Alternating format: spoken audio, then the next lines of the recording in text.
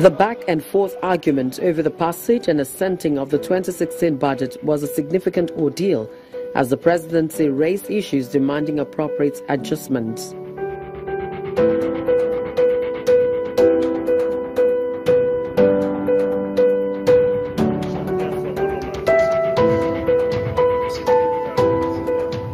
The 2017 budget also passed through the same controversy. Presented in December 2016 by President Muhammadu Buhari, the budget spent about 4 months before it was jointly passed and returned to the presidency for final approval.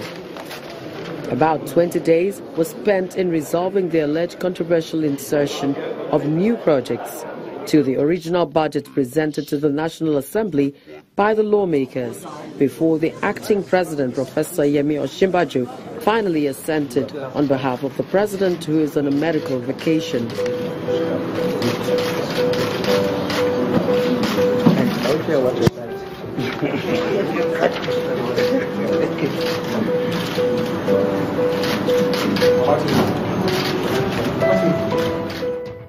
Deliberations and investigations over financial impropriety, insecurity, and economy, among others, also took center stage in the 8th National Assembly. These issues, particularly the current cessation threat by a section of the country, is also brought up for discussion. The challenge before this Senate is what we can do to address the very important political, social, and economic issues that confront our country. And for now, this Senate has passed through the first 2 years. The next 2 years will be more challenging.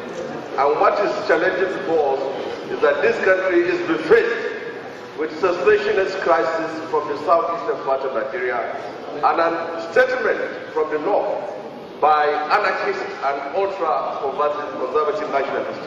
This Senate must make a clear statement that the unity of this country is uncompromisable, and we are determined to remain one, and we must remain one. We must pay attention to irredentist movements in this country. I want us to take note of what is going on in this country on the political government.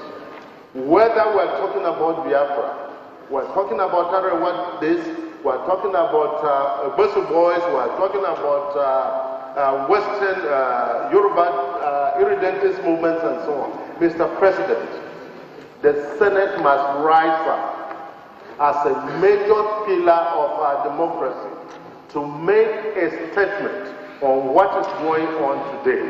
What happened to my family in 1968 in Port Harcourt? We lost 4 people in the defense of this country. I think about it. I feel it. Up till now, they were very, very close to me. Mr. President, I want us to draw some strength from the motto of Jamaica. Out of many, one people, one country. For one of my constituents, all the necessary support. The lower chamber also marks its 2nd year anniversary. Welcoming guests, the Speaker says it is a time to appraise the performance of the House. The 8th House of Representatives introduced sectoral debates. The idea is to get ministers to share their vision and how they intend to achieve them, so that Parliament can in turn hold them accountable to goals they themselves have set. He also gives his own appraisal. The cohesion in the House is one of the major achievements of the 8th House. Without this, all else will have fallen apart, as valuable hours of legislative business will have been dissipated on the management of internal squabbles. This we achieve by always placing patriotism above partisanship, which is key to the unremitting exemplary maturity that is seen on the floor week in and week out.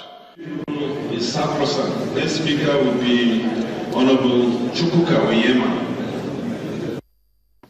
A keynote address is delivered by Professor Joash Amupiton. He scores the House high for considering over 1,000 bills within the period. The House of Representatives that has spent only 2 years and has introduced about 1,055 bills must be commended. And of course, that was the reason why this House got a recognition from the Commonwealth Organization. So I have talked about the need to put in place some laws that will affect the economy positively. And I want to say that the PIB bill, for the first time in so many years, this 8th House of Assembly has taken it upon itself to introduce the PIB bill. And not only that, they have unbundled the Petroleum Act into about 4 bills. This is also commendable. The guest speaker, Olusegun Adeniyi, has a different view as he speaks on the topic image perception of the legislature, causes and possible solution. He blames the lawmakers for the negative perspective the public has about the hallowed chamber. While I commend you for finally opening up the finances of the National Assembly, you must also understand that some of the choices members make inside this critical arm of government, voting billions of naira to order for cars at a time the economy is going through a recession, and majority of Nigerians experience difficult times, has not helped your cause. Therefore, most of the perception problems you have are self-inflicted and originate from this very house. You fight in the open, you spill on one another in the press, you take decisions that are not in tandem with public mood, and some members throw irresponsible tantrums on the social media. What is often ignored is that image is less about what you say or how you think of yourself, but more about what you do.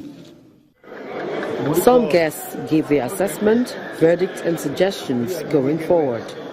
As we enter into the 3rd session of the 8th Assembly, it is our belief that the House will reconsider its position on the Southeast Development Commission bill that is intended to douse agitation in the zone and consequently drive development in the Southeast. It is better for honorable members and distinguished senators to stir the nation with creative ideas and novel solutions.